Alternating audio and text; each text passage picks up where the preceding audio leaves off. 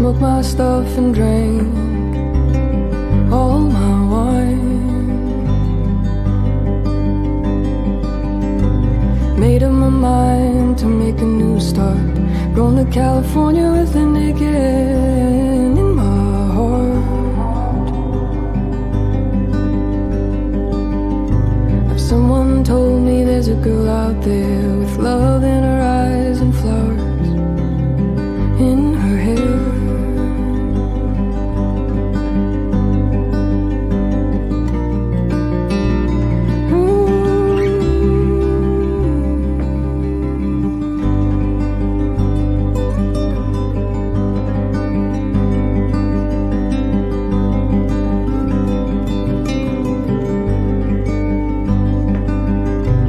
Took my chances on a big jet plane. Never let them tell you they're all the same. The sea was red and the sky was gray. Wondered how tomorrow could ever follow today. The canyons and the mountains start to tremble and shake. Children of the sun begin to wake.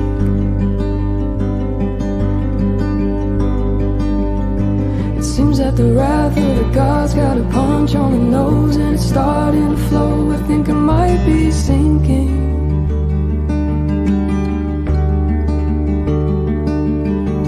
Throw me a line if I reach it in time. Meet you up there where the path runs straight and high.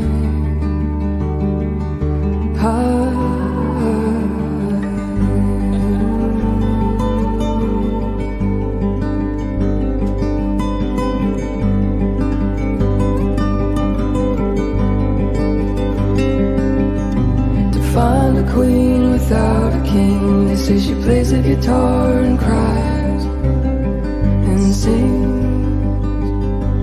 La la la la. Ride a white mare at the footsteps of dawn, trying to find a woman who's never, never, never been born.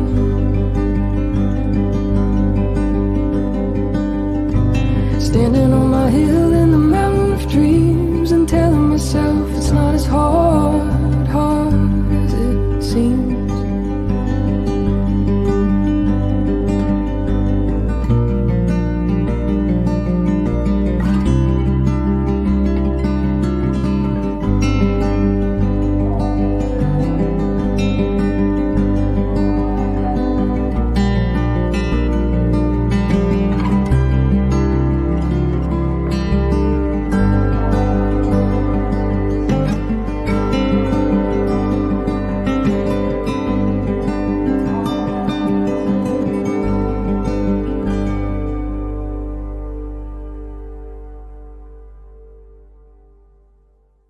Welcome to our channel is City News, all update news breaking news. Bryan Kohberger wants new evidence in Idaho murder case. Bryan Kohberger's defense team is requesting new evidence in the ongoing Idaho quadruple murder case. On Monday, the Idaho Statesman reported that Judge John Judge, who is overseeing Kohberger's case, is expected to hold 2 closed-door hearings this week to discuss recent requests made by Ann Taylor, a public defender and the lead of Kohberger's defense team. According to the Idaho Statesman, Taylor is requesting new evidence relating to the probable cause affidavit used in Kohberger's arrest, including cell phone tower data, a video of a vehicle seen near 1122 King Road where the murders were committed, and information relating to a drive test. The state knows full well what they have and what they're withholding from us. We don't know what they're going to show, but we know they exist, Taylor said at a hearing this month, the Statesman reported. Kohberger, 29, was arrested in December 2022 and charged with 4 counts of murder in the first degree and 1 count of felony burglary in the fatal stabbings of Kaylee Goncalves, 21, Madison Mogan, 21, Xana Kernodle, 20, and Ethan Chapin, 20. Kohberger has maintained his innocence in the case. He remains silent during his arraignment, allowing Judge John Judge to enter not guilty pleas for each of the charges. Last month, Kohberger's defense team filed a motion providing new information on an alibi where the defense planned to call Cy Ray, a former police officer who specializes in analyzing cell phone data in criminal cases, to serve as a defense witness and dispute some aspects of the cell phone pings included in the probable cause affidavit. The alibi motion said that Ray will testify that Bryan Kohberger's mobile device was south of Pullman, Washington, and west of Moscow, Idaho on November 13, 2022, that Bryan Kohberger's mobile device did not travel east on the Moscow-Pullman highway in the early morning hours of November 13, and thus could not be the vehicle captured on video along the Moscow-Pullman highway near Floyd's cannabis shop. The affidavit also alleged that Kohberger's cell pinged near his off-campus Washington State University apartment at 630 Northeast Valley Road at 2:42 a.m. on the night of the murders, and was later seen on surveillance footage from Washington State University traveling north on Southeast Nevada Street at Northeast Stadium Way. In January 2023, Newsweek drove from the Kohberger's apartment to the street mentioned in the affidavit, and the trip took just over 7 minutes. According to the Idaho Statesman, Latah County Prosecutor Bill Thompson, who is leading the case against Kohberger, previously rejected Taylor's claims that the state was concealing evidence. The characterization that we're just consciously withholding information to frustrate the defense is utter nonsense, Thompson said during a hearing this month, the Statesman reported. That is not true. We will provide everything we can that is providable under the rules. The judge will decide what evidence is allowed into the trial of Bryan Kohberger, the suspect accused of murdering 4 University of Idaho students, during 2 closed-door hearings this week. The hearings, which will be held on Tuesday and Thursday, will have a significant impact on Kohberger's case will unfold. Charges against Kohberger, 29, is charged with 4 counts of murder and 1 count of burglary related to the deaths of Kaylee Goncalves, Madison Mogen, Santa Kernodle, and Ethan Chapin. The 4 victims were found dead in their off-campus home in Moscow on November 13, 2022. Kohberger pleaded not guilty to the charges.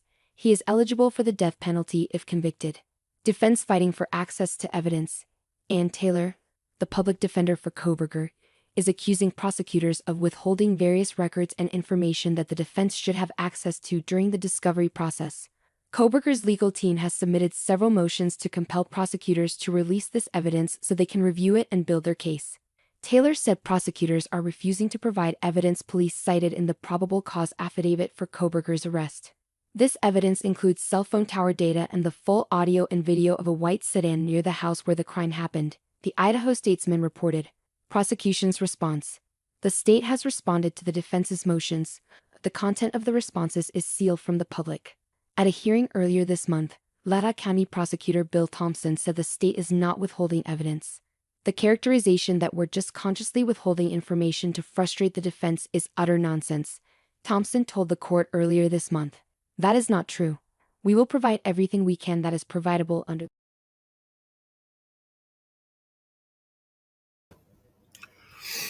Good morning, my beautiful crime family. Been a couple of days, and I thought I'd do this job of time. And as I was looking up stuff, I want to thank Pebbles for sending me this link here that I'm going to be sharing with Cy Ray. That news story. The reason I ran that is because it coincides with what Cy Ray is going to be doing. And he's talking today. This just came out like 2 hours ago. He's talking about the Colorado case that got thrown out, that he got thrown out of, or whatever, you know. And yeah, it's really good. You need to hear this. It's really good. They're in trouble. They're in deep trouble. The prosecution is. They're not releasing the video of if he took. There comes to a T, and he one way goes to Moscow, and another way goes to the park, and they're not releasing that. And he's going to prove that. Since they're not getting that, Cy Ray is going to prove that he went to the park and was 25 miles away from the crime scene. The prosecution is in total deep trouble in this case. Now, the motion to try to suppress is my word, suppress Cy Ray of that evidence that he wants to talk about. And that is total. I just can't believe what Moscow, the prosecution, is all doing in this case. I've never seen anything like this. So blatantly dirty. That's that's what it is to me. It's total dirty. And what they're trying to do. Anyway, let's get to this. And yeah, let's let you hear it from him. What about this? It says Judge Snaps throws out key evidence proving man's innocent. Episode 29, Colorado. This came out 2 hours ago. Make sure you subscribe to this Socialite Crime Club, because this is Cy Ray's and his wife's channel. So let's give a listen. It's time to talk about Colorado. You have no idea how many times I've been on crazy, super high profile, ridiculous murder cases, and the focus of my testimony has been on my associate's degree. I've never had a judge really take on this adversarial role with a witness before. He came out and just completely filleted me. It's pretty harsh. And who is this judge? Judge Juan Villasenor. The judge is going to cite 3 cases that support his opinion that my methodologies and the TRACS program have been thrown out of court before, and they support him throwing it out of court as well. Are you ready for these 3 cases? Let's talk. For law enforcement, cell phone data is a powerful new tool. The Supreme Court ruled that cops need a search warrant before getting data from your cell phone that shows where you were and when. In a 5-4 decision, the Supreme Court said it's such a detailed record of our movements, it nearly turns a phone into an ankle monitor. Welcome to Socialite Crime Club.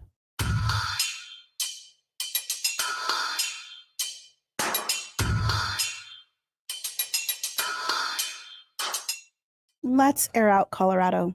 It's time. Can we talk about clown shoes instead? No, we'll save that fool for next week. It's time to talk about Colorado. Colorado versus Christopher Jones. Mm-hmm. It's got a lot of attention. Does have a lot of attention. You are quite the subject of scrutiny in this matter. Yeah, so let's talk about Christopher. Number one, this is a 2022 case. I believe this was August of 2022 is when this hearing happened. Christopher Jones, fairly common name, so we don't have to identify any individual necessarily, but just Christopher Jones in general. He was charged with 3 counts of stalking, and this is all related to a violation of an order of protection, which also triggered a bond issue. Okay. So if I'm reading the history back, and we'll get into why I have to read through this history, Christopher Jones and his fiance broke up. There's something that happened that he got into some trouble. She files an order of protection. Okay. I think he must have got arrested because there's bond in place. So clearly he had to bond out. Mm-hmm. Allegedly, he violates this order of protection she has, which triggers the issue with the bond as well. So he's getting the stack of charges of stalking, which is also a violation of the order of protection, which triggers the bond. That makes sense. That does. So if the stalking charge goes away, everything else falls off as well. Sure. Makes sense? Mm-hmm. Far as, and this, I know you're going to ask me because you always do. I don't know the other issues with him and his fiance. I don't care. It's not my business. I'm not going to get into that. Okay. But it's just so. I know it's juicy, but I'm not getting into it. I don't know what it is. Okay. Here's what you need to know. She reports to law enforcement that she saw Christopher Jones drive through her apartment complex, dun, dun, dun, in violation of this order of protection. And how so? Is there a certain amount of feet that he can be from her, or? It's a good question. Yes, 50 meters. So I think maybe it's probably 50 feet because it's a U.S. court. So it's probably 50 feet. She can't, or he can't be more than 50 feet from her or her apartment. So even if she's gone, he can't be within 50 feet of the apartment. Okay. which is kind of weird too, because I don't know, driving through an apartment complex would necessarily violate the 50-foot rule. You'd almost have to drive right by, unless the entire complex is protected. Right. I've had similar issues come up where a woman had an order of protection against her spouse, and she actually called him into the police because when he dropped off their child for their custody exchange, he violated. He parked on the wrong curb, which put him closer to the house. Yeah, absurd, right? And there's always layers of nonsense within this, and we probably should clear this up a little bit. I think where law enforcement attached to this really quickly, like, oh, even if he's close to the apartment, there's an issue here. Christopher lives in Cheyenne, Wyoming. Okay. The fiance lives in Fort Collins. So that's about what, in half an hour? Yeah, so minutes? I think they're thinking, hey, if he's just anywhere near the apartment complex, why would he drive all the way from Cheyenne to this apartment complex, unless, of course, it was to stalk her? But there's some information that needs to come out with this. Christopher has a job in Johnston, Colorado, which is just east of Loveland. So it's south of Fort Collins. So it's a little bit further. It's about an hour 15 So maybe? every day that Christopher goes to work, he drives from Cheyenne through Fort Collins to Loveland. Okay. So he would have a reason to be there if he's coming and going from work. Sure. The other issue with this case, Christopher Jones is a driver for FedEx. His route includes the city of Fort Collins. Okay. He has a reason to be driving around Fort Collins. Now, she's going to say, I didn't see him. I just saw his truck. It's a red Dodge truck. I want to clarify, go back. So you said because he has a job at FedEx, he would have a reason to be there. He would have a reason to be passing through the Fort Collins area to get to Loveland, not to be at her. His delivery route includes the entire city of Fort Collins. Anybody who sends a FedEx package to any address in Fort Collins, he could potentially deliver it. Right. So I also need to clarify the sighting of the truck. She didn't see Jones. She didn't see him driving. She saw his truck, and she describes the truck as a red truck. Fort Collins does a little bit of research, and they figure out it's a red Dodge truck. So Fort Collins PD is going to do the investigation. I have a question. Did she see the truck from outside of her apartment, or was she inside her apartment when she saw a red truck passing through the parking lot? I don't know. In the report, it says that her and her son saw this red truck drive by. Okay. Where they were at in the apartment complex, I don't know. I do know that their view was blocked enough that they could not identify a driver. Okay. So as Fort Collins begins this investigation, they find that the apartment complex has video surveillance. Okay. So they're going to pull video surveillance and they're going to review it. And sure enough, around the time she says this red truck comes by, there is a red truck going through the parking lot. Okay, so they did some due diligence. They did, except for the problem is it's a red Toyota. And Christopher Jones drives a red Dodge. In addition to it being the wrong make and model, it has a camper shell. And the victim in this case even admits, no, he doesn't have a camper shell. So they know it's not his red truck at that point. Okay, so closed. We're good. Yeah, you would think, right? That was going to be my next question. What do you do in this investigation at this point? You have this fiance who has this order of protection who calls law enforcement and says, hey, this guy drove through my apartment complex, violation order of protection, or you realize it's going to cause all these other issues, stalking, violation order of protection, the bond thing. Right. You pull the surveillance video. It's not his truck. Okay. Close the investigation. Yeah. It's done. The officer in this case is going to write a search warrant at this point for Christopher's cell phone records. Okay. Why? Under what probable cause does he have the ability to write a search warrant for cell phone records at this point? I'm going to make an assumption, which probably means I'm going to be wrong here. There is some other case that was adjoined to this case that Christopher was being looked at for. I haven't read the probable cause for this search warrant. I don't know what it is. I suspect it's heavily reliant on this other case, whatever this other issue is. And I don't know anything about this other issue, so I'm not going to even try to allude to what it may or may not be. But we don't even know that for sure.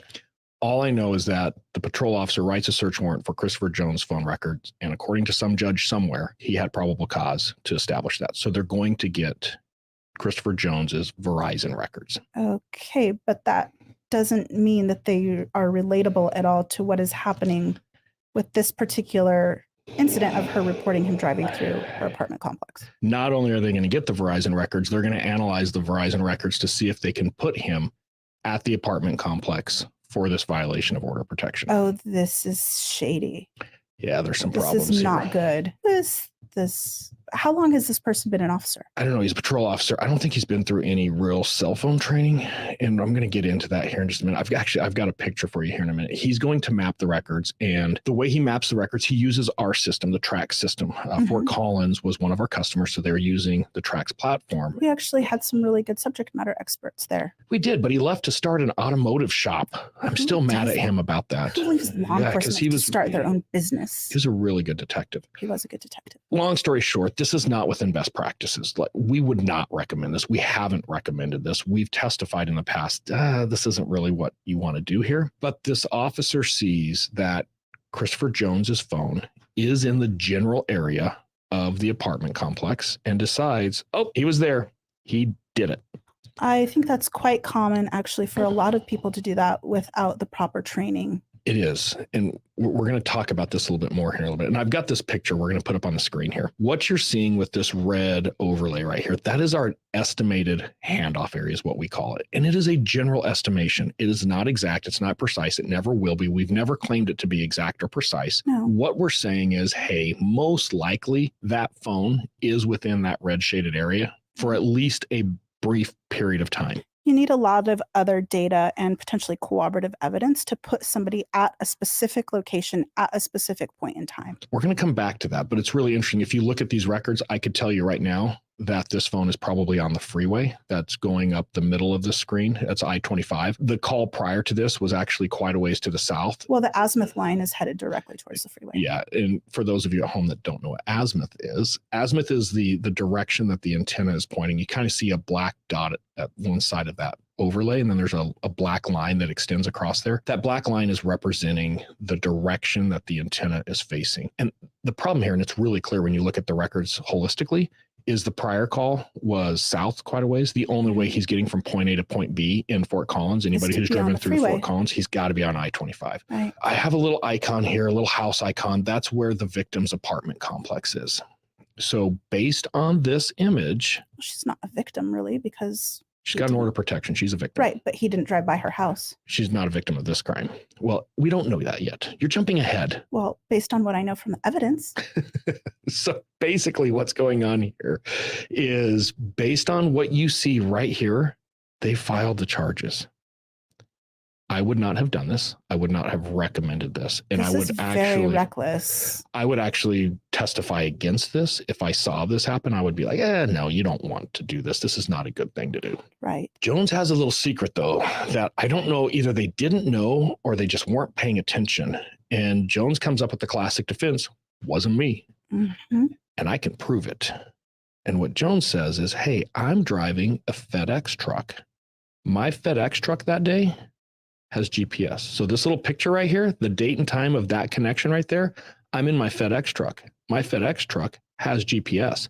Oh, by the way, here's the GPS. Oh. So he provides the GPS. And typically any type of fleet GPS is very precise. 3-meter accuracy. It's like what you get when you're doing turn-by-turn navigation in Google. Nice. Okay. So I'm going to add to what we've got here. Notice we're back to this picture. You can see the red shape there on the screen. You can see the victim's apartment. And to your point earlier, if you follow that black line that goes through that overlay, past I-25, there's an intersection up towards the top there. It's got this red dot on the right side, or the east side of the freeway up there. Mm-hmm. That's a business complex where Mr. Jones is making a delivery to a business. At and around the time that at the she was saying, exact same time. Oh my gosh. And he's in his FedEx truck. He's not even driving a red truck. And we can corroborate him being in his FedEx truck with him clocking into work that day, I'm sure. Not only clocking into work, but all the deliveries he made, like they give him the little, the little pads. There's no doubt he is like working. when Amazon takes a picture of the package that they deliver at your door and shows the time that it was delivered. Exactly. 1000%. There's no doubt Christopher Jones is working that day. He's in his FedEx truck. He's making deliveries. And that red dot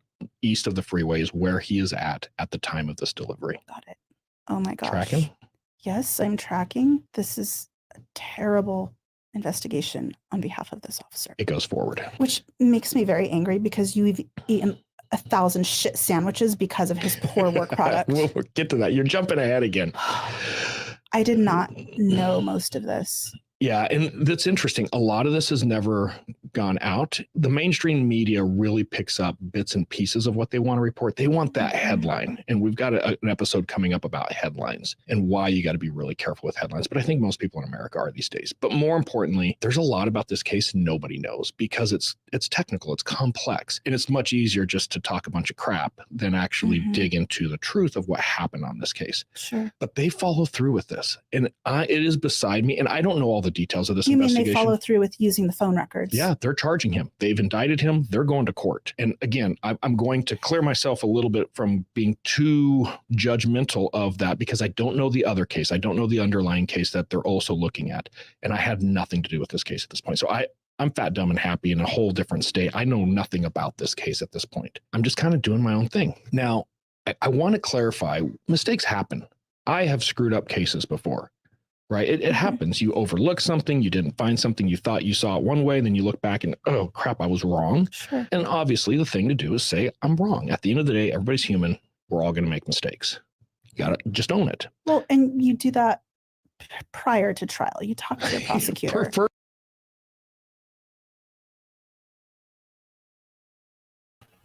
Exactly. Did you hear that? I mean, you can't get any more. This is what Idaho has not done. I'm just kind of doing my own thing. Now, I want to clarify, mistakes happen. I have screwed up cases before, right? It happens. You overlook something. You didn't find something. You thought you saw it one way. Then you look back and, oh, crap, I was wrong. Sure. And obviously, the thing to do is say, I'm wrong. At the end of the day, everybody's human. We're all going to make mistakes. You got to just own it. Well, and that's what Idaho's got to do. Prior to trial, you talk to your prosecutor. Preferably, you do it prior to trial. Yes. Yeah. So law enforcement could have seen this and been like, oh, you know what? We're wrong. We don't want to proceed with this charge. Very strong evidence. We didn't really understand what we were doing with this evidence at that point.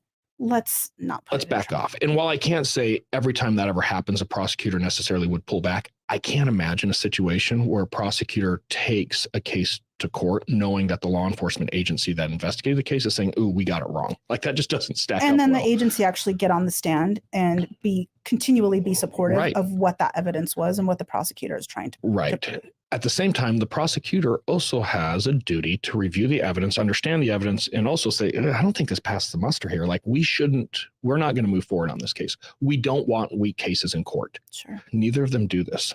And the defense kind of takes a hard line and says, hey, fine, you guys want to go to court? Let's play. And this is where this case starts to go south. Had the GPS data been released to the state at that point? I don't know at which point in time the GPS data is released, but at some point prior to trial, the GPS data is known and it is released. And I can't tell you the exact timeline there. Now, there is a motion that the defense can file anywhere in the United States, and it's a challenge to scientific standards. It's basically saying, hey, you're using this technology as evidence, and we're questioning the reliability of that evidence. And every state has a different version or uses a different version of this scientific standard. So a lot of times it's a Daubert standard. In Colorado specifically, it's a Shrek hearing. Right. In California, I think it's a Kelly motion. Yep.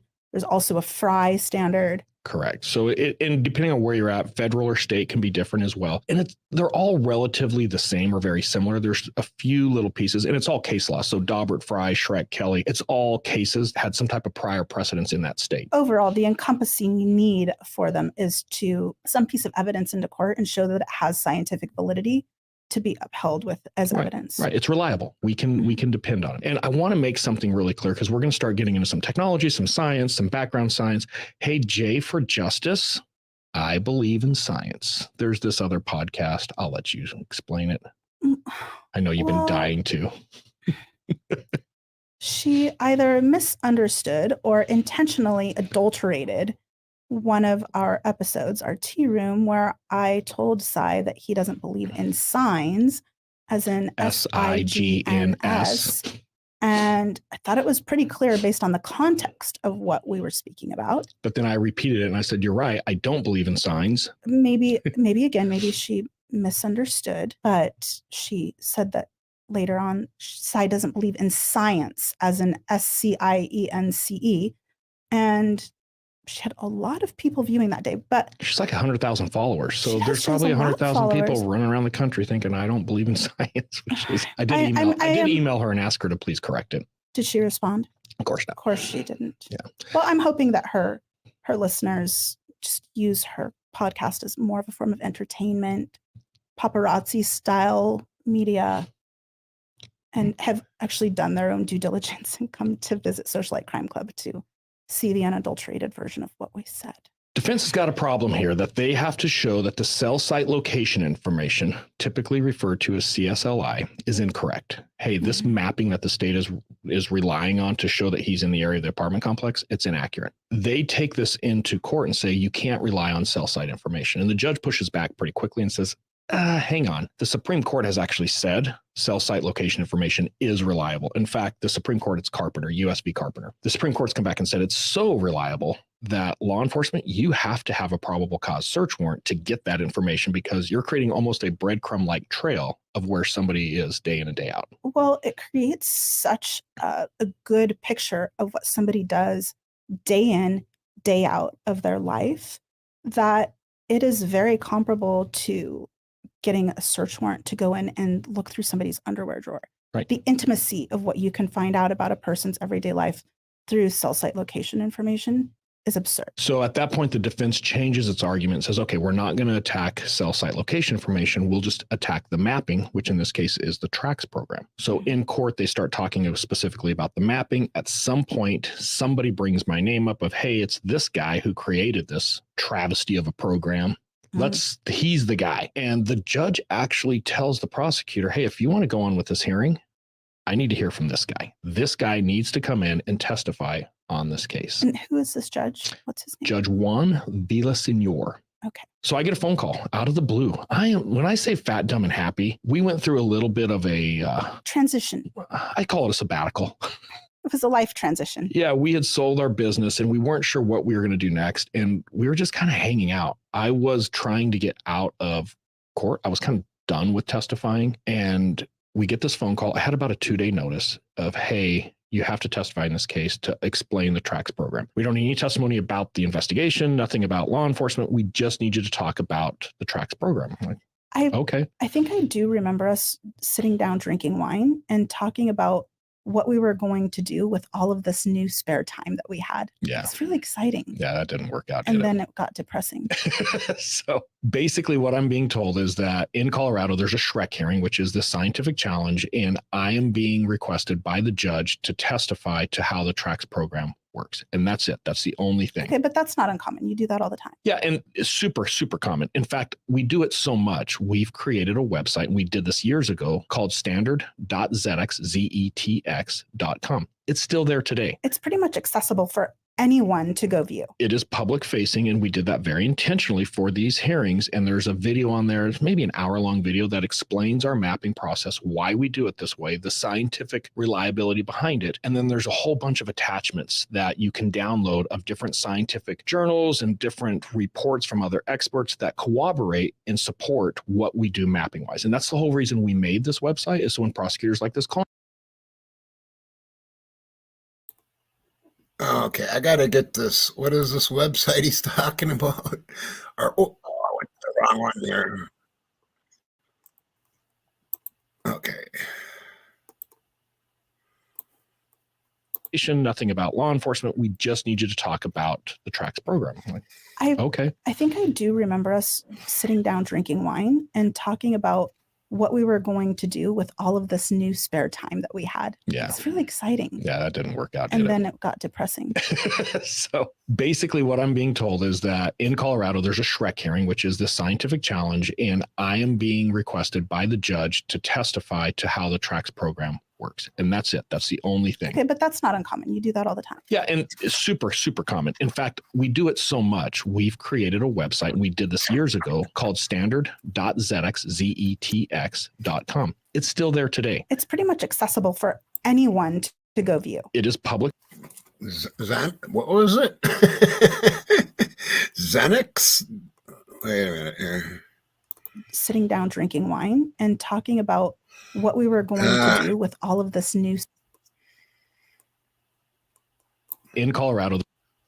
there's a Shrek hearing, which is the scientific challenge, and I am being requested by the judge to testify to how the TRACS program works. And that's it. That's the only thing. Okay, but that's not uncommon. You do that all the time. Yeah, and it's super, super common. In fact, we do it so much, we've created a website, and we did this years ago, called standard.zx.com. It's still there today. It's pretty much accessible for anyone to go view. It is public facing, and we did that very intentionally for these hearings. And there's a video on there, maybe an hour-long video that explains our mapping process, why we do it this way, the scientific reliability behind it. And then there's a whole bunch of attachments that you can download of different scientific journals and different reports from other experts that corroborate and support what we do mapping wise. And that's the whole reason we made this website, is so when prosecutors like this call me and be like, okay, go watch this video, download this stuff. Here's what you need for your case.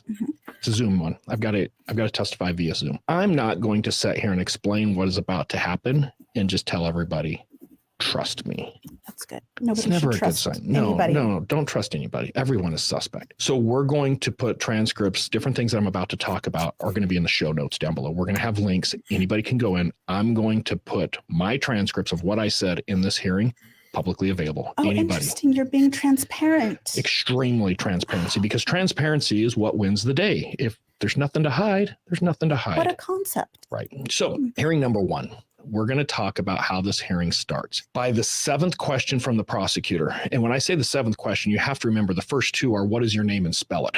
So That's pretty easy. yeah, it's going to happen pretty quick. Within probably the first minute or two, we get into my education or background. We're going to talk about this a little bit as we go forward here. I have an associate's degree.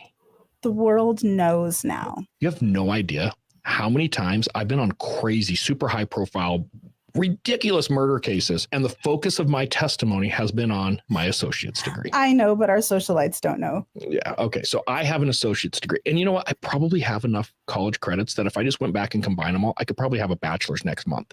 But I'm busy. And I'm not going to go get a degree in a field that I'm not working in. So long story short, I have an associate's degree. I testify within the first 7 questions. I have an associate's degree. We get into radio frequency, cell phone network engineering, other training and experience I have. And I was asked, what other experience do you have? And I droned on for probably 3 or 4 pages. People can read it on their own. So I feel like I need to explain just a little bit. I'm going to try to make it really quick. A lot of the experience that I had when it comes to radio frequency, cell phone stuff. Obviously, I've been working with cell phone records for almost 30 years now. But a lot of my career was also working with a cell site simulator. And what this is, it's a piece of hardware. It's a tool that law enforcement can go out in the field and find a cell phone, physically say that phone is in that house, or it's in that apartment, or it's in that room. And who has access to a cell site simulator? Well, number one, good ones are well over $1 million. So not a lot of people. It's a law enforcement tool. You have to use a search warrant to use it. It is a very sophisticated piece of equipment because you have to mimic the cell phone network perfectly in order for it to work. So you have to go out in the field, you do what's called a survey, and you look at how that cell phone network is working in a particular area you think this phone may be at. And then you replicate that network, for lack of a better term, and I can basically create this fake cell tower that looks like it belongs. I drive around, this fake cell tower is now in my truck. I drive around, I get close enough to your phone registers to my fake cell tower, and I can actually start to figure out where your phone is at that point. It takes a lot of work to do it well. I mean, yes, you can just go through the motions and try to get lucky, or you can really study the call detail records that we're looking at to figure out, okay, I think this phone is over here. I'm looking at the area over there. I think that phone, if it's over there, would be using this frequency, probably this channel. And I can get better and better the more I do this. Well, and to continually get better and do it well, you have to be able to have that type of experience in multiple different types of environments. You do. And I tried to count them up. I've probably done this over 3,000 times. I've done it a lot. I've done it so much that one of the larger manufacturers in the world, we actually worked with them for several years developing this piece of equipment to work in the United States. So when I say I've done it a lot, it's not just me running around as a police officer. When I left law enforcement, I've actually worked with the manufacturers who build this equipment to refine it, to make it better, to make it recognize US frequencies. As in actually understanding not only how frequencies work in Europe, but also how they differ in the United States. Correct. And so and again, the transcript is there. People can download and read it, and I get into details with all of this. We also worked with a company called DRT, which is Digital Receiver Technology. They were bought out by Boeing, and just another interesting thing with Boeing. In 2015, you probably remember this night. I do. I think it was June. In Washington, D.C.? Washington, D.C. I might have been in a pub. I might have had I might have Guinness been in or a two. separate pub than you that night. You were hanging out with some friends, and I was hanging out with some work people that we were working with, and I might have had maybe a beer or two. And I don't remember the date, but it was the day that somebody flew a drone onto the White House lawn or to the White House, and everybody was freaking out about this drone getting to the White House. It was on the news in the pub. Yeah. And one of the guys that I was working with, and we were all doing work kind of in this field, he's pointing at the TV and he's like, whoever solves that problem, whoever can figure out drones, that's where it's at. And I was like, well, shit, we can track a drone. And he's like, you guys can track a drone? I'm like, we can track a phone. We can track a drone. We had a couple more beers. We went home. I didn't think much about it. Conceptually, it's all the same. Yeah. I don't know. A month or two later, he calls me and he wants to have a call talking about this drone tracking thing that I can do. I'm like, okay, well, I accept the call. It's with the head of the NFL security, and the FBI has reported a possible concern about a terrorist event for the 2016 Super Bowl, because it's one of the first times the Super Bowl in quite a while has been in an open air stadium. The San Jose Stadium is not a dome. It is actually open air. And you panic a bit. I panic a bit because that call turned very quickly. The NFL needs a drone detection protection system for the Super Bowl, and apparently you're the guy that can do it. Yeah. Not only you're it, but the NFL is being told by a very profitable large corporation that you are the guy to do it. A multi-billion-dollar company is saying, nope, this is the guy you want. And I hung up the phone. I thought, oh shit. I remember getting the phone call because you panicked and were telling me everything that we need to start ordering under some shady pretenses at that point in time, because they were, you couldn't get them legal anywhere. I don't think the statute of limitations is up, so maybe you should just stop there. Let's just say we bought a lot of stuff that is hard to get. On my credit card? Yeah, well, I needed plausible deniability. So and when I say we, me and one other person that I worked with at ZX, we built a drone detection system over the next 6 to 9 weeks. We deployed it in the 1st of September to San Jose Stadium. I think we did 5 or 6 college games. We did a monster jam, did some concert, and when we were just refining it. And by the time the Super Bowl ran around in 2016, we had a fully developed drone detection system deployed in that stadium. Well, what was great is that through that process, we got to work with amazing, huge corporations that partnered with us and really started creating other investigative work products into what we did, because it was all API compatible.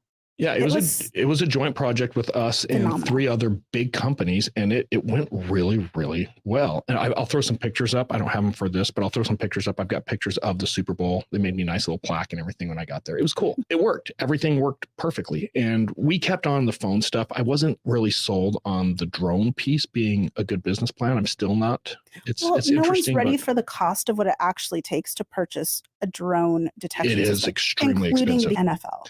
Yeah, for one that really does what people want, it is incredibly expensive. So long story short, the only reason I get into these things is I will get attacked about my education all the time. Oh, you have an associate's degree. How could you possibly know anything? You stupid caveman, right? Like I get that every time. Well, so Bill Gates didn't have a degree. Yeah, but I'm no Bill Gates. The point of that testimony, when people read through that, is I have to explain a little bit of training and experience of, hey, granted, I have an associate's degree, but I have significant experience in this particular field. Well, it's interesting that you're saying that, because I was actually looking at how people receive honorary degrees from different universities.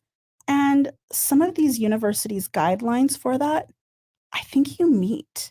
Oh, a lot of them are giving now work credit. So if you can show, hey, for an entire career, I've specialized in this field. I'm telling you, I could probably have a master's next year if I wanted it in some of these, but I don't want it. I have other things to do. I don't care about that. You're actually busy doing the work. Yeah, I'm busy doing stuff. So that's what the first part of that transcript, and people can read it for themselves. I'm asked multiple times, do you have a degree in engineering? I say, no, I do not have a degree in engineering. I have an associate's degree. It's throughout the entire thing. On page 11 of the transcript, there's going to be a question asked. Has Trax ever not been allowed in court? Has Trax ever had a hearing where the judge said, we're not going to allow it? And people can read it for themselves. There's 2 times that this has happened prior to the Jones case. Newsflash, I agree with both of them. In fact, not only do I agree with both of them, people would find if they did a little bit of research, that choice or that decision by the judge was largely impacted by my testimony. One in particular is a case out of Everett, Massachusetts, and I was handed an exhibit similar to what I showed earlier, a different case where somebody had misused the program. They created this exhibit and they were trying to say, see, he's there. I want to clarify. When we say somebody misused the program, it's not that they went and pressed a button wrong. It's the best practices that they used from an investigative workflow that creates misuse of the program because it becomes very impartial in the way that the program is used. Right. They take the output and they manipulate it somehow. There's cherry picking of what they want to show from the output of the data. But that isn't just a TRACS issue. That can be done in any mapping platform. Absolutely. It is an investigative issue. And if people go back and review that testimony that I did in Everett, it's very similar to Jones. The first time I'm seeing really any details about that case is when I'm on the stand testifying. The defense had handed me an exhibit very similar to this case. And when I looked at it on the stand, I actually testified, this is very problematic. If this makes it in front of a jury, nobody in the courtroom did their job. No, this can't be used. And the judge said, no, it's not going to be used. And just for clarity, you were saying that because you were there solely to lay the foundation of TRACS and how it works. Correct. Not the investigative pieces of the case. That is correct. The scientific reliability of cell phone mapping and the mapping specifically that we created with our program. Yes, there's two other cases, but in both of those cases, there wasn't issues per se with the TRACS program. It was issues with either the foundation or other things. And in fact, the second case, which was also in Massachusetts, TRACS was still used. And that's what people don't realize. We still use the TRACS program in that hearing or in the trials. So I talk about both of those. It's on page 11. People can read it for themselves. So then you can jump through to page 14 and we actually get into the algorithms or the formulas that we use. And you'll see in my testimony that I've provided this testimony over and over again. I think I've testified on cases like this. It's got to be almost 30 times now. So this isn't some secret testimony that's never happened before. There's a long history of this. You'll see that I state it's not proprietary. I see that all the time, that our system's proprietary, and that's why it shouldn't be allowed in court. It is not proprietary. We have put this out over and over and over again. We've published it online. We've created classes that are publicly facing. We're very transparent, very transparent. It's testable, and that's the biggest thing. If you think that there's a problem with the program, you can test it, and we explain how to test it in that standard.zx.com. Not only shows you how to test it, we provide you some sample data that you can play around with and test yourself. That's all covered in 14. We get into the background of that. And then I actually demonstrate how we go through that process. And it's on page 20 of the transcript. What'll be interesting is if anybody jumps to page 20 and they read my testimony, you're going to see, for example, in this case, somebody could have done blah. And I explain how it could be tested in the case I'm testifying. Now, I'll say it again. I don't know anything about this case. I haven't seen any of the exhibits. I haven't seen the mapping. I'm just there to talk about how our program works. Sure. But in my testimony, I actually explain how they could test the accuracy in this case. Hold that thought. Which they never do. We're going to come back to that. Page 24, we're going to get into the intent of testimony and how law enforcement uses these records. I talk about best practices, and this is really important. I actually testify in this hearing. At no point should somebody take just this static shot of mapping and say, see, here's all the evidence we need and run with it, which is exactly what's happening in the Jones case. So if people really wrap their head around the Christopher Jones case and you look at my testimony, it's actually really supportive for Christopher Jones. How did the judge not start putting this together between your testimony and a terrible investigation? We'll get to this. The point on page 24 when people read it is I explain what was happening in the Jones case shouldn't happen. I just didn't know it was happening because I hadn't seen the case. But I also explain ways to corroborate the records, why that's important, and I get into detail about the mapping the TRACS program provides. It's just a rough estimate. You can't just take that picture and run with it, which is what was happening. On page 28, something very interesting happens, and I've testified it's got to be 100 times at this point, if not more. On page 28, the judge starts to interact. And I've had judges ask me questions, and the transcripts won't do this quite the justice of what it is. He almost becomes adversarial. Like he's asking me questions directly that neither the prosecution or the defense asked me, and he kind of just takes over the hearing. Okay. almost argumentative, like, well, you understand that's a problem, right? And I've never had a judge do this. It was just weird. And I was like, ooh. What was he arguing that there was a problem? He didn't agree with our algorithm. He made it very, very clear. He thinks that our algorithm is complete bunk. It's trash. It should not be relied upon. And it just, I don't know what I'm talking about. Because he's tested it? No, in fact, later on, he'll go on and say that it's not the judge's job to do that, but that's exactly what he's doing. On page 34, you're going to find me referring the judge to standard.zedx.com. And at one point he asked me, like, is there any publications that I can refer to? Where do you get this? And again, I refer him to standard.zedx.com. I referred him there 3 times in my hearing. Okay. Hey, here's all the documents. Here's the video. Here's everything you need. Again, I state I have an associate's degree. So it comes out I have an associate's degree. I'm asked, do you have a degree in engineering? No, I do not have a degree in engineering. Well, and I also think when you say standard.zedx.com, it's a very specific URL to give to somebody. You would think so. A couple of things I think are just interesting if people want to look. Page 37 of my transcript, I get into drive tests, the importance of drive tests, but I also state I haven't seen them in this particular case because I don't know what's happening in this case. I'm just there to talk about the program. Pages 39 and 40, the judge is being really particular about other experts or other scientific engineers, if you will, in this field that have done similar things or anything even remotely close to what we're doing. I actually pointed out the defense expert on this case, who has a PhD in electrical engineering, has done the same thing. And I named the case, and I even told the judge where he could find the case, standard.zedx.com. And that was the Merritt case. That was the Merritt case out of California. Page 43, and this is when the judge takes over questions completely. It is weird. Like I said, I haven't seen a judge do that before. I thought that's kind of interesting. I've never had a judge really take on this adversarial role with a witness before. Let's talk about the judge's ruling. So the hearing's over, and the judge is going to rule that I am not credible. The TRAX program is complete trash. And how do I even make an appearance in a courtroom with my lack of education and clearly my just zero credibility in this field? So there's this elitist academia persona coming out of the judge. He goes straight thug. The way he wrote this, I've read a lot of rulings that he took off his robe and like he has neck tattoos. He went straight thug on this ruling. Like he came out and just completely filleted me. It's pretty harsh. So I want to talk about that for a minute. Let's talk about how the judge is going to justify his ruling. On page 5, he starts listing people who have come out in opposition to my methodologies and practices. And he actually, quote, despite overwhelming criticism from the scientific community, and he's basically saying that the TRAX program has got a lot of usage in law enforcement, despite this overwhelming criticism from the scientific community. Who is the scientific community he's talking about? Well, he goes on and he starts stating all these papers he's finding. So Victoria Sachs wrote this paper, Thomas Kirkham. They're throughout his entire hearing. Who are those people? Most of them are defense attorneys.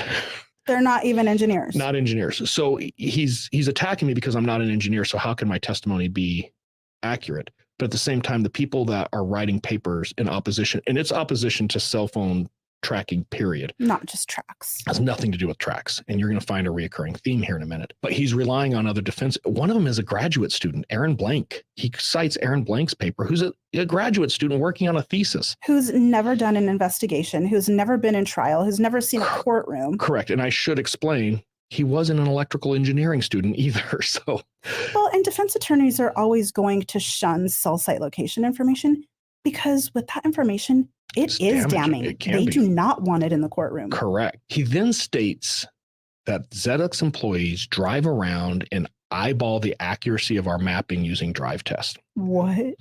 And the judge said this? The judge says this. And this is where I'm going to start telling people, hey, if you're really interested in this, dig a little deeper. All of these things are published. You can open up Word programs. You can open up PDF programs to do word search. Search the word eyeball in my testimony, search the word eyeball in the judge's ruling. You're going to see the judge quote me that ZedX employees drive around in eyeball coverage areas. He definitely already made up his mind that he did not like you. He does not like me. He does agree that it's testable, but then he just completely, there's no way we can support our testability. And what we say is, hey, in all of our testing, we see a range between 94 to 96% accuracy. And you don't have to be 100%. There's very, very, very little limited evidence in this world that is 100% accurate. So we just have to say, no, it is testable. There are a known error rate. And we talk to that. And man, he just hammers me. And he says, quote, I claim to be an engineer. In spite of the fact I made it very, very clear, I have an associate's degree. I'm not an engineer, but I have done a lot of engineering work. And I explain, I probably have done more engineering work than most engineers in this field. You have. Radio frequency engineers do not take call detail records, go out into the field and try to find a cell phone. Well, because it's an investigative process. Correct. It's not an engineering process. Correct. He hated that I said that. He felt that that was me overinflating my credentials and that I lied about being an engineer. This is where it gets really interesting. He starts to cite a litany of articles to support his case. None of them are from radio frequency engineers. And it's just, it gets so absurd. And I'll probably throw this slide. I want to hear about these. No, I'm not going to go one by one. I've got a slide right here that I'll break down of all the people that he cites. 2 of them are engineers. The 2 engineers that he cites, I actually have work product from both of them on standard.zx.com that you can download that is showing the exact same methodologies that I use in their own work product. And that's the only 2 engineers he cites. Everybody else he cites has nothing to do with electrical engineering. And I'll just put this slide up on the screen so people can look at it individually and you can actually do your research. The majority of them are all criminal defense or attorneys. Weird. This is where the wheels completely come off the wagon. And I hope people have stuck around to this point. After I say this, you can go get your sandwich and take the rest of the day off. The judge is going to cite 3 cases that support his opinion that my methodologies and the TRACS program have been thrown out of court before, and they support him throwing it out of court as well. Are you ready for these 3 cases? Yes. Let's talk. U.S. v. Evans. This is a federal case from 2012. What was I doing in 2012? You were a cop. We didn't have TRACS in 2012. I had not left law enforcement. I had not created TRACS. The business ZX hadn't even been formed. But it was rejected. Any idea who, what law enforcement agency might have been the agency that actually created the work product in U.S. v. Evans that was suppressed? Well, it's a U.S. v. Evans, so it had to have been the CAS team, the FBI CAS team. The FBI Cellular Analysis Survey Team, the CAS team. The judge cites an FBI CAS case that resulted in a suppression as my case. And I think everybody, including... Is your name even mentioned anywhere in that document? No, I'm a dumb cop in Gilbert, Arizona at the time. I have nothing to do with any of this. He used U.S. v. Evans to say that TRACS. Yes. So let's move on to the next one. U.S. v. Hill. What does it tell you? That it's a U.S. It's another federal case. It's another federal case. Guess who? Ray is the culprit. I'm the culprit. You are responsible for everything going wrong. FBI CAS case again. So 2 of the 3 cases that he cites as, look, this is why I don't agree. He's had these issues before. His methodologies are screwed up. It's the FBI CAS team that he's actually citing. It's not me. It's not TRACS. Let me give you the 3rd case because it gets better. The FBI must love you being their fall guy. I think the FBI CAS team will agree. I had nothing to do with their cases and they had nothing to do with mine. Now, I want to make it really clear. I have worked with the FBI CAS team. I have several cases now that they have testified to what they did in the case. I've testified to what I did in the case, and we both present our cases together as part of the prosecution case. So we've had cases that have overlapped, but I don't work directly within the CAS team, and the CAS team does not work directly with me. So I think everybody can agree these 2 cases out of the 3, so we're already at what, 66% of the cases he's citing is complete nonsense. Well, I think historically your work, when you do work with the CAS team on specific cases, it's both of the work products coming together that actually create corroborative evidence. Correct. There's 2 different styles of presenting that show the same evidence. Correct. The CAS team will do a great job looking at specific details within the phone records. What the TRACS program was really good at is taking multiple phones, tons of data, putting it all together and displaying it in layman's terms that anybody can understand. So the CAS team would come in and do the original investigation. We would take that information and we would build it into these animations that we could present to juries. And it worked really well together. We've had a lot of success on those cases. But let's move on to the 3rd. So remember, the judge is only going to cite 3 cases to support prior cases where the courts have rejected my methodologies in the TRACS program. U.S. v. Evans, U.S. v. Hill, Hill. which are both FBI CAS cases, nothing to do with me or the TRAX program. Okay. The third one is People versus Valdez. It's a California case. And I'm going to give it to the judge. At least he got a case this time that TRAX was used in. So, hey, at least he's there. Now he's tracking. Yeah, but guess what? TRAX was not thrown out. TRAX was used in that case. That case was appealed up to the California Supreme Court, in which, again, it was upheld. It wasn't rejected by the court at all. It was accepted twice. And the judge actually says, well, they didn't reject it, but they highlighted the shortcomings. No, they didn't. Anybody can go to People versus Valdez. I'll attach it to the show link too, so people can read it. They didn't highlight TRAX's shortcoming. And what Judge Villaseñor doesn't explain, and I know because I testified on these cases, this is a case out of Sacramento, California. We've had so many Kelly hearings in Sacramento, California district courts that it is now precedent.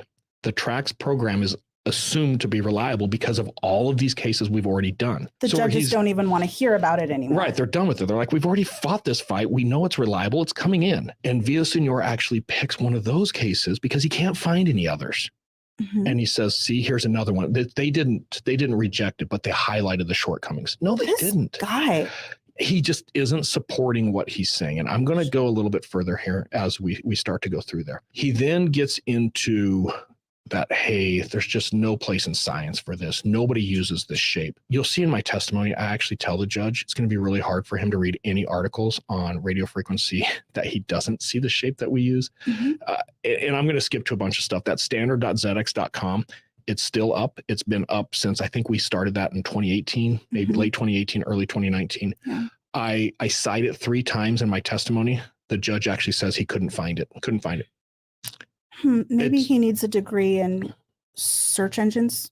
I don't know. I can't. Let's circle back to accuracy. I say it could be tested. The judge agrees it could be tested. Mm-hmm. What do we have in this case? GPS. We have GPS You data. can corroborate it. We can corroborate it. Nobody did, which is painful for me to understand or watch as this played out because I didn't know about the case. Remember, I didn't know about the case. So I see this. Are you saying you also didn't know about the GPS? I didn't know about the GPS data until the day of the hearing. While I'm in the hearing, that's the first time I've ever heard about the GPS data. So this ruling comes out. I'm a terrible person. I'm a liar. I have no credibility in the court. You don't have a degree. He can back it up because CAS cases. So that you were never involved in. And I'm reading this ruling and I'm just thinking, this is such a load of crap. Like he literally misquotes me throughout. And again, I'm going to provide the ruling. I'm going to provide my transcripts. People can read it for themselves and see this. Don't trust me. Test me. Read it. But then I got pissed and I thought, hang on.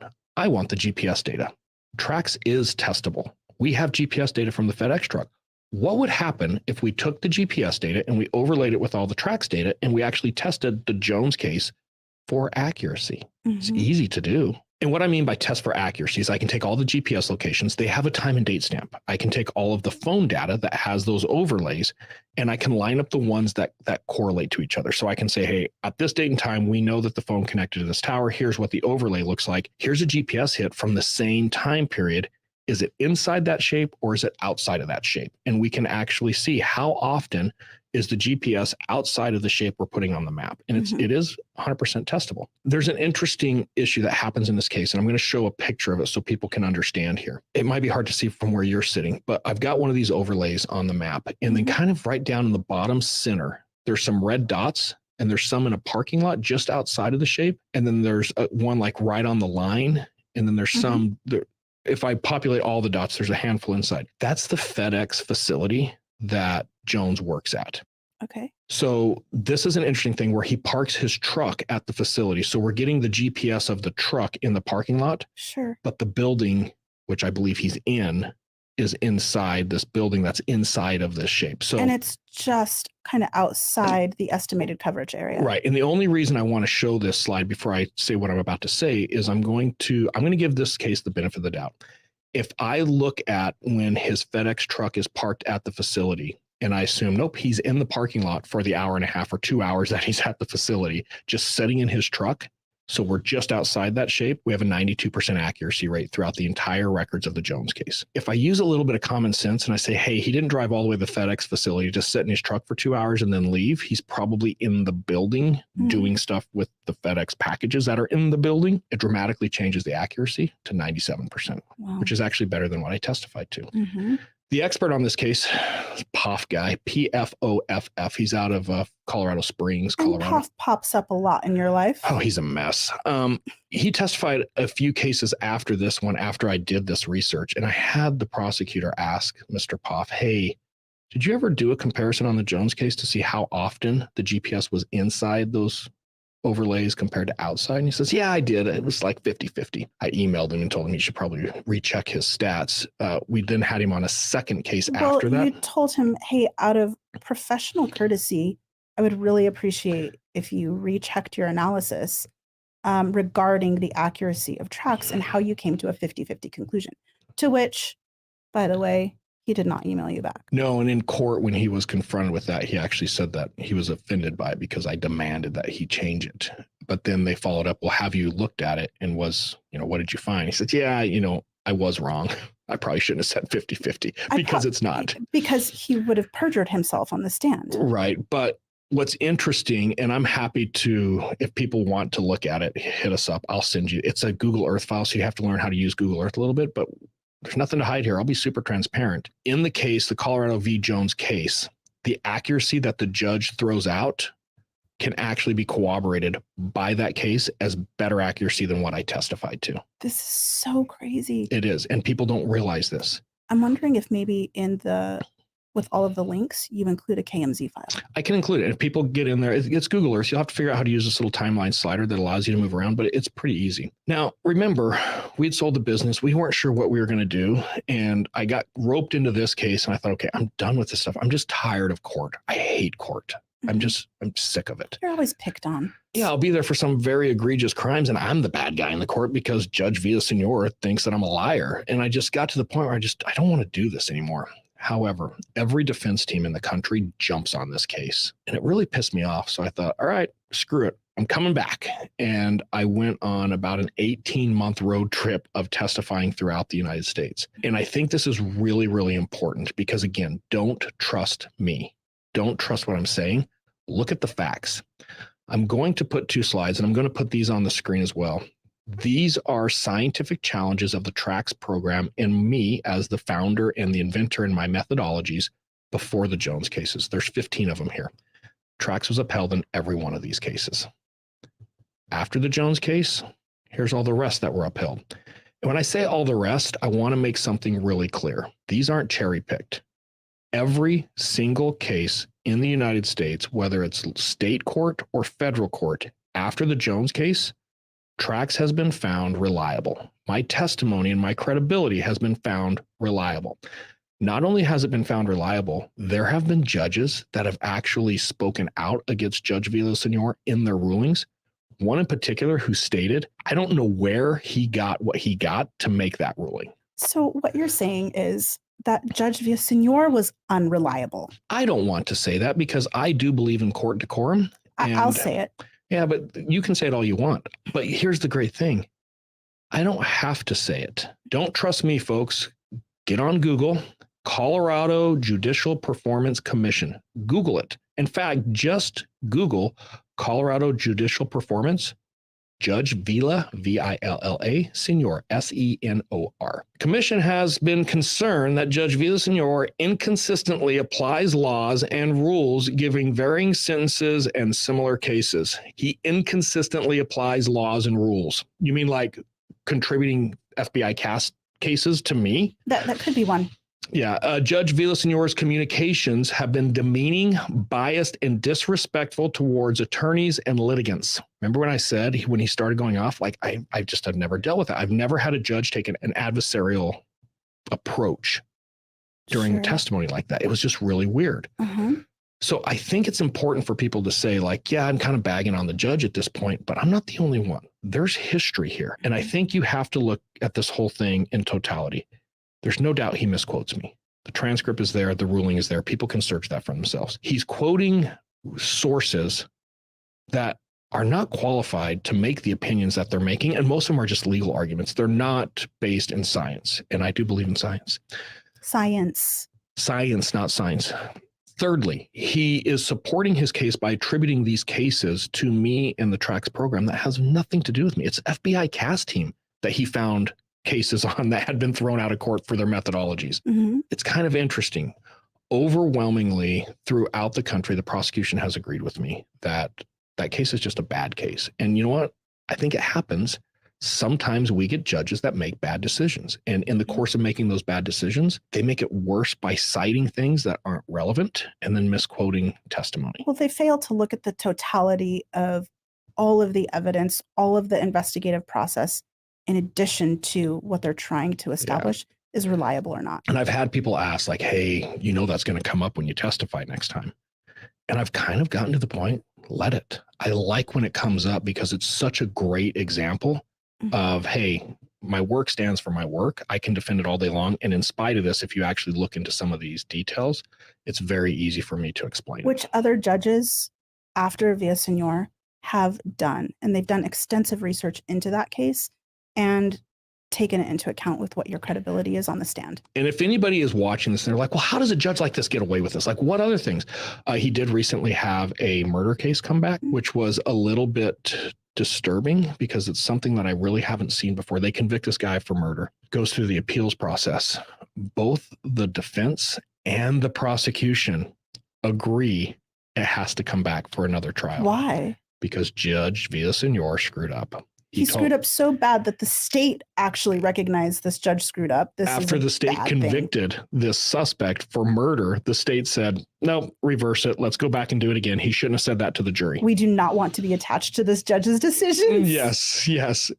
I mean, that's strong. That's powerful. It's rare that we see defense and prosecution right out of the gate after a conviction being like, oh, we got to redo it. You screwed it up. Oh my gosh. And this guy is still a judge. He is still a judge. But if you're sitting at home, especially if you live in Larimer County. Larimer. I feel like if you're out in the county, you could be like, Larimer County. Stop. Don't do that. Okay. So anyway, if you live somewhere in the Fort Collins area, in that greater county area there is an election coming up. Judge Villaseñor is an elected position. He was appointed to the bench in 2018. In the absence of another judge. He was never voted in to start with. He was appointed because this other judge left. He was a fill-in. His first actual chance to be elected to that position, to the bench, is November of 2024. So to the great citizens of Colorado, specifically that district, let your voices be heard. There is an election. And you know what? Elections have consequences. And I hope people do a little bit of their own research with this as well. It's all out there. It's very public. There's nothing really for me to just don't take it on my word, like I've been saying. It's out there. And, I want to conclude with takeaways. I'm bagging on the judge quite a bit here. Yes. I've reviewed this case over and over and over and over again. I could have done better. I read my transcripts and I cringe at a lot of it because I'm like, oh man, I should have been more articulate here. I should have done better here. So I do want to say that, hey, I'm taking a little piece of the pie here too. There are pieces in my transcript that I would clean up if I had the opportunity to go back and clean up. I think I could have probably done better in preparing the prosecutor, who is just completely unprepared. The prosecution was a mess on this case. Right. The other thing, and I actually enacted this rule, if you will, I will no longer get involved with a case, even a scientific challenge, without reviewing the actual investigation. And some agencies are like, no, we don't need you to review anything. We just want you to testify about your methodologies, your training. And keep in mind, people might not realize we've probably trained thousands 30,000 cops. More.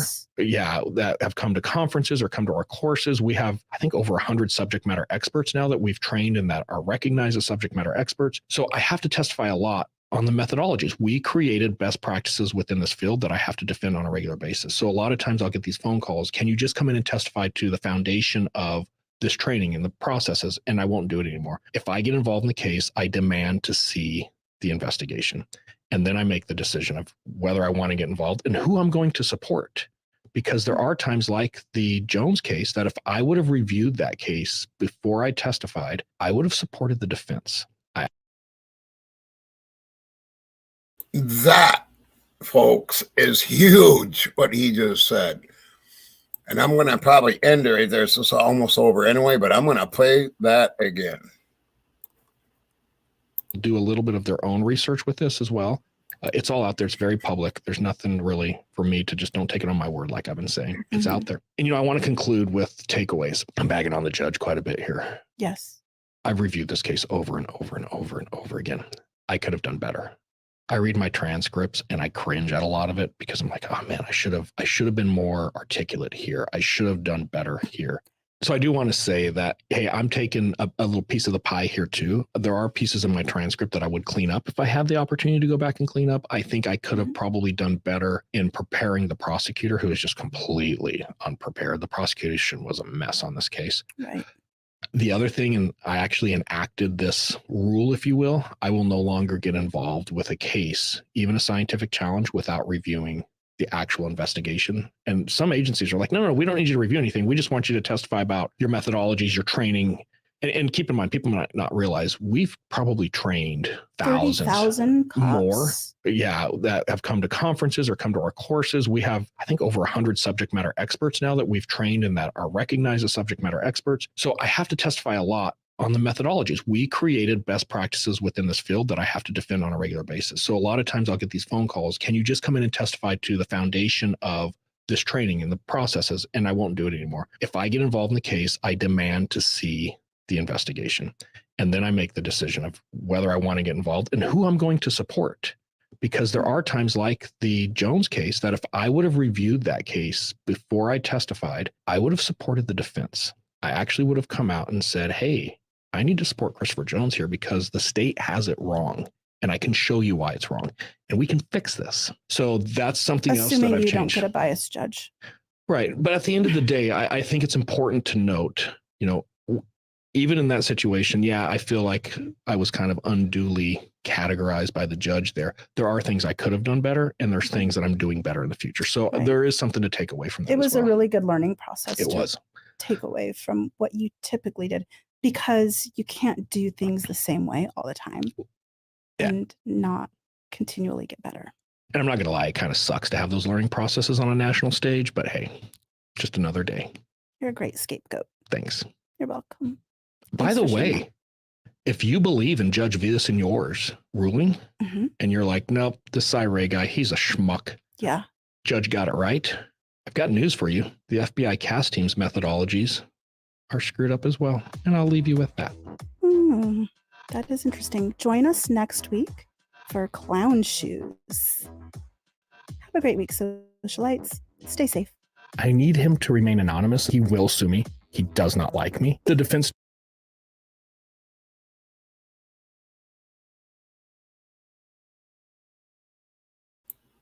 Wow, that is really good. And I really like what he said about now, before he goes into a case, he wants to see the investigation.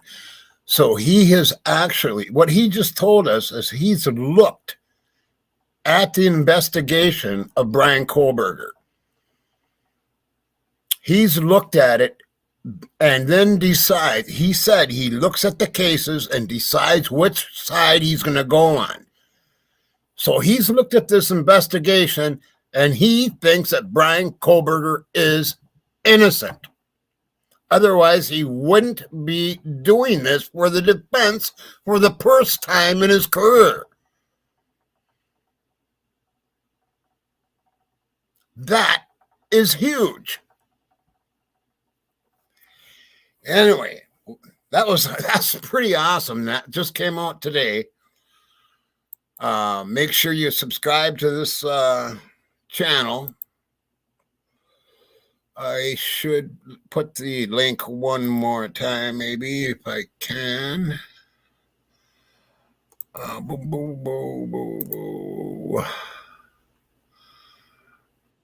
And let's see here.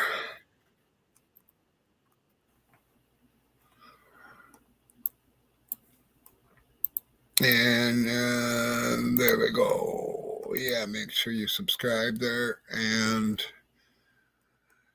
I got a couple shorts. We'll do a couple shorts because it is Java time. And we're kind of running a long Java time here today, but that's okay.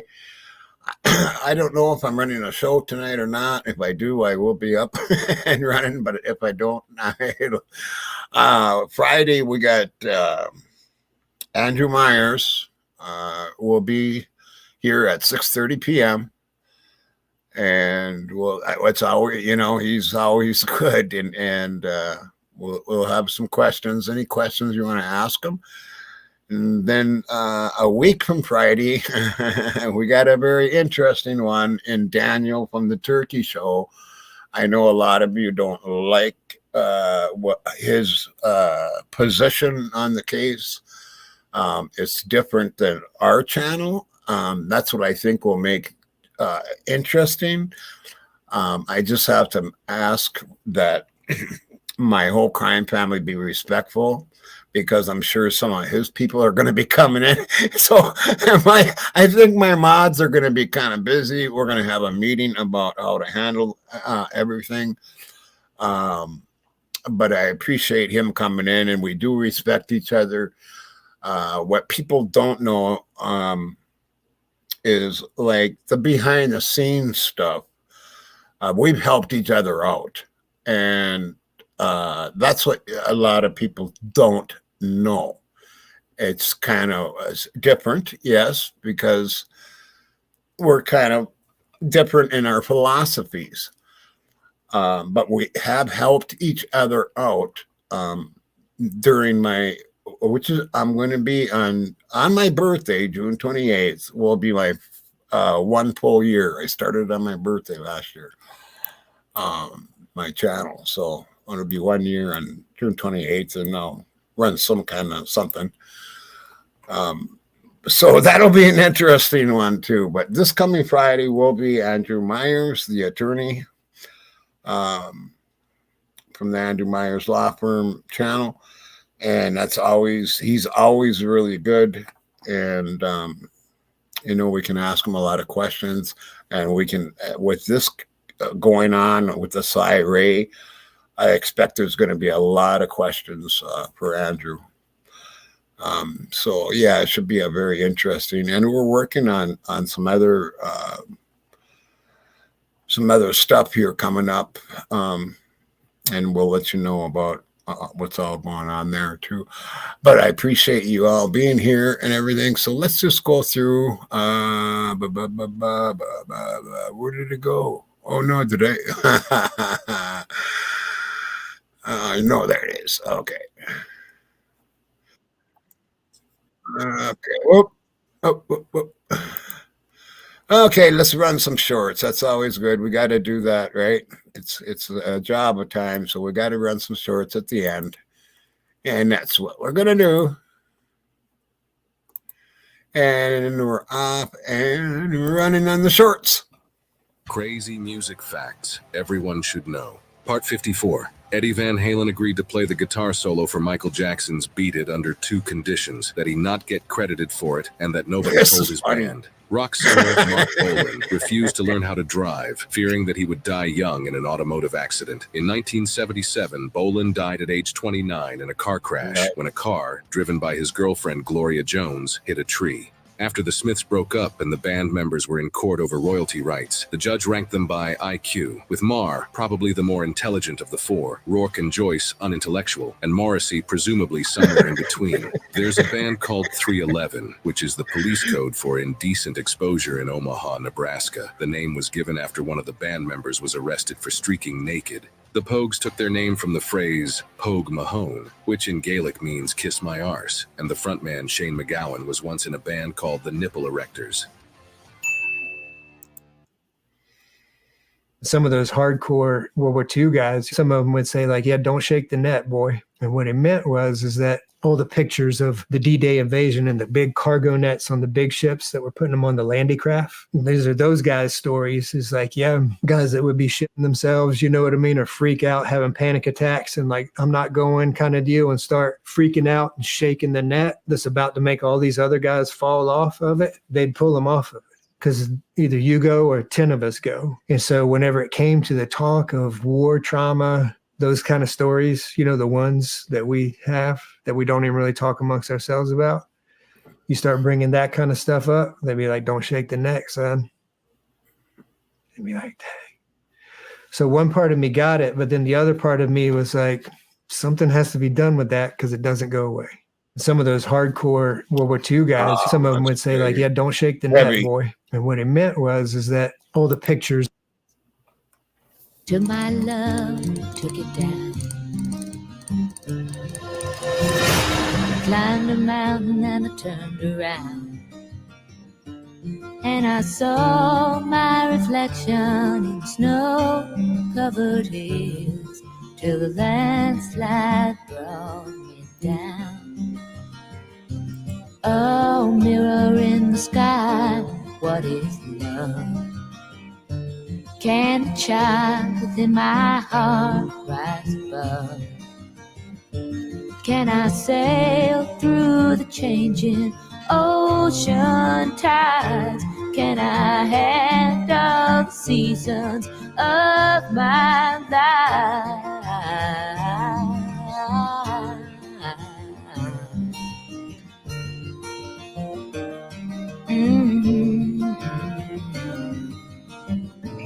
Well, to my love. This man caused a whole state to go into lockdown. I don't know about this one. In the year 2003, a man named Ben Doberman stood trial for the disappearances of over 52 people in Washington state from the years 1974 to 2002. Ben was described as over 7 feet tall but weighed only 140 pounds. He would often be spotted walking on the side of the highway in the middle of the night, dressed in a suit. Many kind-hearted individuals would pull over and offer him a ride, unknowingly falling victim to his sinister intentions. However, in 2002, a man driving a truck accidentally hit the 7-foot-tall man and drove away without realizing it. The following morning, police arrested Ben Doberman after he sought medical attention at the hospital for his injuries. Due to prior suspicions and evidence linking him to the disappearances, he was found guilty and sentenced to life in prison. However, in 2009, during the morning roll call, prison guards realized this man caused a whole state to go into lockdown. In the year 2003, a man named Ben Doberman stood trial for the disappearances of over 52 people in Washington state from the years 19...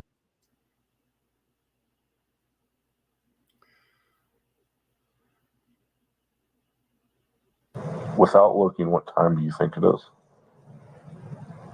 10:30. What time is it, actually? I'm really curious. 2:30 in the morning. 2:30 in the morning? Okay. 2:30 in the morning? 2:30 in the morning?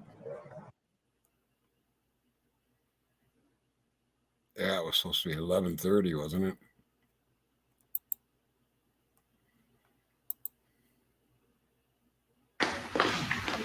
Can you believe that backstabbing slut? Can you believe that backstabbing slut? Oh, wasn't she awesome? Wasn't Can she you awesome? believe that backstabbing slut?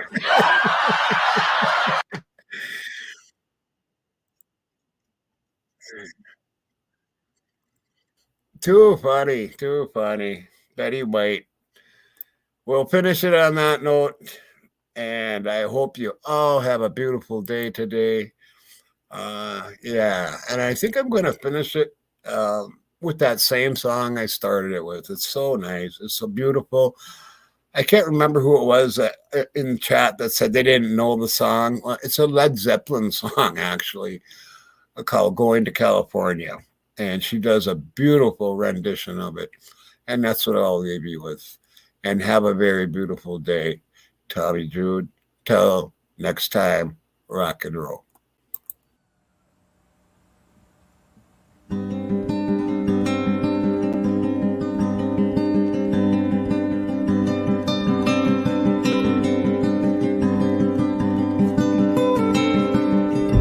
Spend my days with a woman unkind, smoke my stuff and drink all my wine.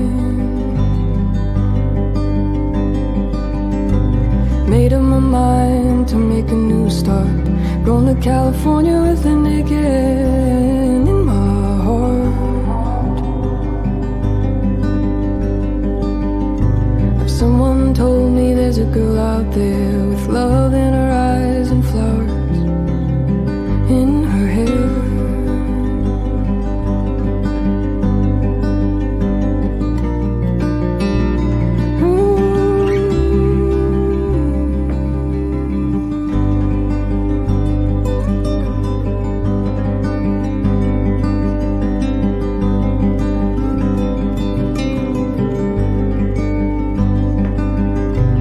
Took my chances on a big jet plane. Never let them tell you they're all the same. The sea was red and the sky was gray. Wondered how tomorrow could ever follow today. The canyons and the mountains start to tremble and shake. Children of the sun begin to wake.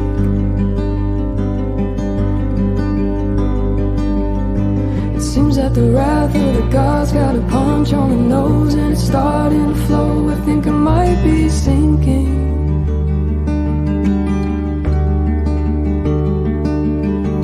Throw me a line if I reach it in time. Meet you up there where the path runs straight and high.